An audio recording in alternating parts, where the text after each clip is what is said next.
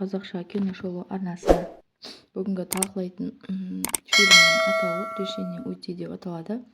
2022 жылы жарық көрген оңтүстік Кореяның детективтік триллері.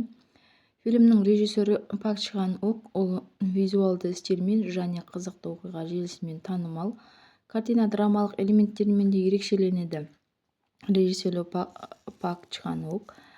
Фильмнің сюжеті, фильмнің негізгі оқиғасы детектив Чан Хе Чунның тау шыңында қайтыс болған адамның ісін тергеуден басталады. Қайтыс болған адамның өліміне қатысты оның әйелі Соре күдікке ілінеді. Бірақ тергеу барысында детектив Хе Чун Сореге ғашық бола бастайды, ал бұл олардың қарым-қатынасын қиындатады және тергеудің барысына кері әсерін тигізеді. Енді осы фильмнің марапаттарын тоқталатын болсақ, 2022 жылы Канн кинофестиваліне Пак Чхан Ок үздік режиссер жүлдесін алған.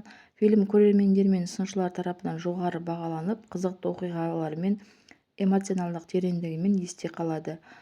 Енді фильмнің негізгі кейіпкерлеріне тоқтасақ, Чан Хе Чун тәжірибелі детектив, ол әр ісін мұқият зерттейді, ол әділ әрі өз жұмысына адал. Соремен танысқаннан кейін оның жеке өмірімен жұмысы араласып кетеді. Соре, яғни марқұмның әйелі, күрделі тұлға, оның мінез-құлқы мен әрекеттері екідайлық тудырып, детективтің күдігін тудырады. Фильмде романтикалық қарым-қатынас пен қылмыстық тергеу барысындағы байланыс зерттеледі.